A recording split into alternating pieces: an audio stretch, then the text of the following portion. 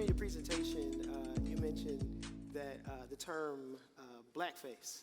And you said something like, this isn't making Christianity blackface.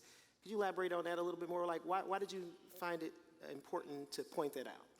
Yeah, because oftentimes when we answer this question, people think that, well, I'll say it like this. There's a tendency, whenever we're correcting error, to sometimes oversteer.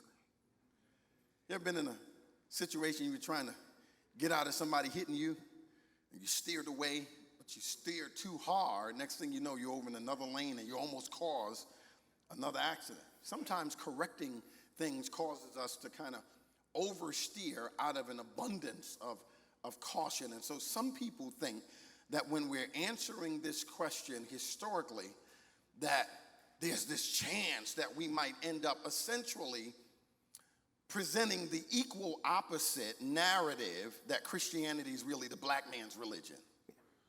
And what we're really trying to demonstrate, since it had been ignored mostly through history about the African contribution into Christianity, theologically, exegetically, doctrinally, all of this stuff, it's important that we posit it where it came from, right? So that at the very least, people know that Christianity has been represented by peoples from around the world, especially Africans. Since the narrative historically ignored that, it's important that we contextualize that historically so that people can know it.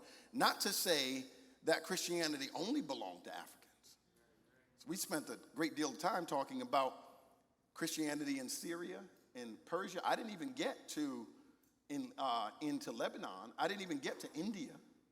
I didn't get to none of the other places where brown folk and dark-skinned folk live in the East. I didn't even get to those. I just mentioned a couple of them. So I wanted to make sure that we were being rightly heard and understood. Sometimes, kind of as a little disclaimer, lest somebody say, well, all he was up there doing was trying to blackface Christianity. No. So sometimes people hear this cognitive dissonance, and we want to make sure that, none of y'all out there, not any of y'all out there. I know y'all won't do it, but some people will. And so that's why I did that. Right, and this is a great follow-up question to that. Someone asks, why does it seem like Eurocentrism is most often intertwined with Christianity and not other religions? Repeat that again. Why does it seem like Eurocentrism is most often intertwined with Christianity, yet not with other religions? Yeah, so it becomes kind of the dominant narrative because, unfortunately, in many seminaries and many formal institutions of theological education, that's kind of where they start church history.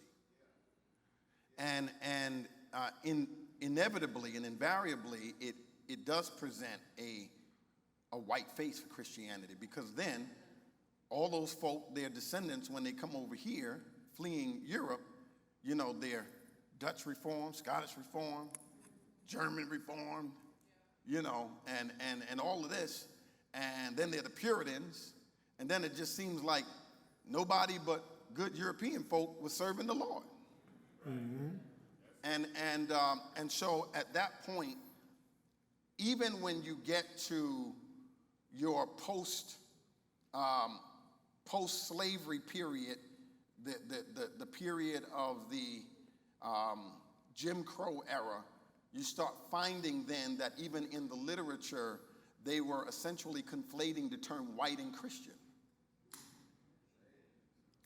I'm just telling you. So to be white essentially meant to be Christian.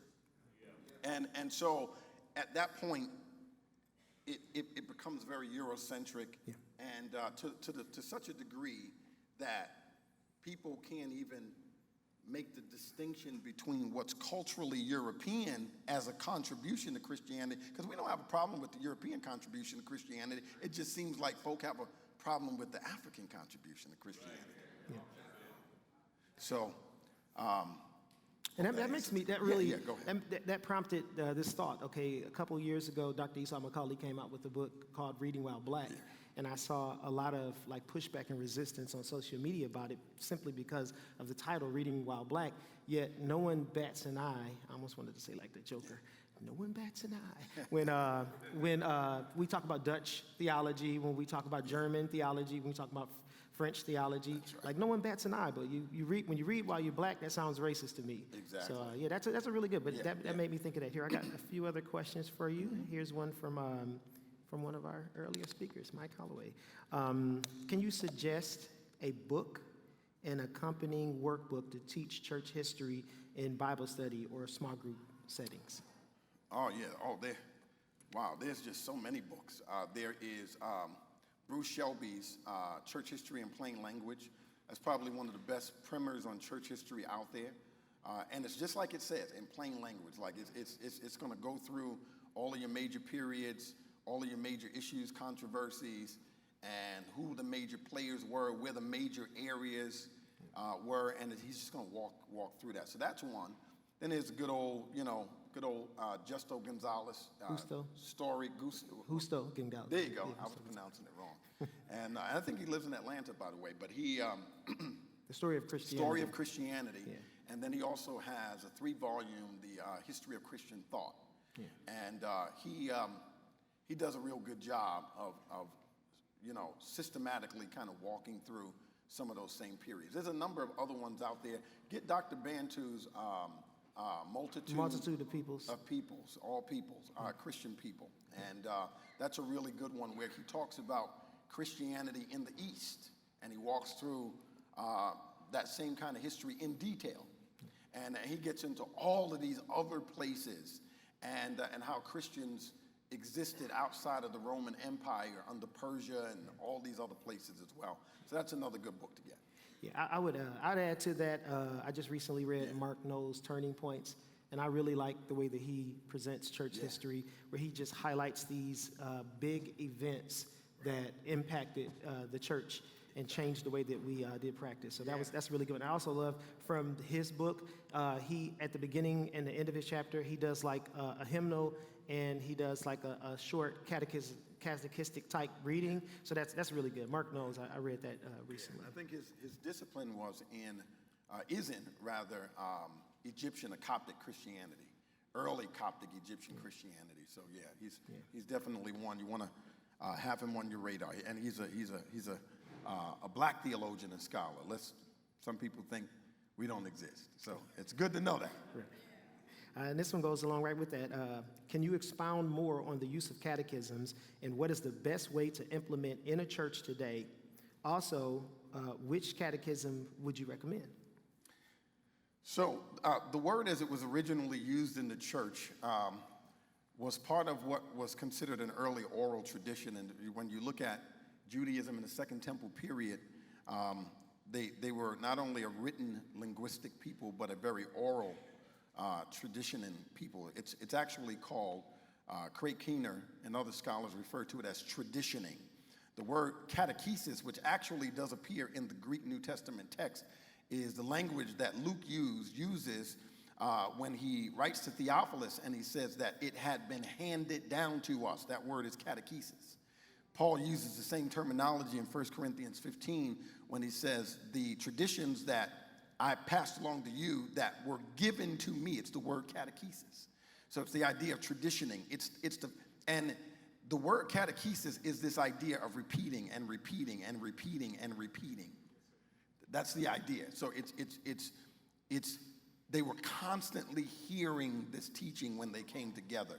And what that did is it contributed to their spiritual growth. But catechesis was more than just learning doctrine. It was also spiritual kind of formation, right? So and they learned that in community with other believers. It didn't happen on your own, right? So we can retrieve that. We just have to stop trying to make new converts class, 8 weeks. Like, ain't nobody gonna become no disciple in no 8 weeks. We've got to return back to walking with people as a community in their discipleship and constantly rehearsing the gospel over and over and over and over and over, and holding them accountable to bearing fruit, right? So this is not something that I think will take a lot of work. We just need to retrieve where we've come from, right? Now, I don't hold to any particular Westminster Catechism. I don't disagree with it. I hold just more not your to tradition. Yeah, there you go. Yeah. I definitely hold to the ecumenical creeds, and I have a profound appreciation for the catechisms. Yeah. All right. I like these chairs because it make us the same height. Yeah, there you go. Even though my feet still dangle. And I got a different situation. So sitting down, like, everywhere I go, people say this, and I heard it when I came here. They say, "Man, I didn't know you were so tall." And there's a reason for that. So from the waist up, I'm like average 5'6". height. I just have long legs. From the waist up, I'm Right. 5'6". So I'm the same height, sitting down.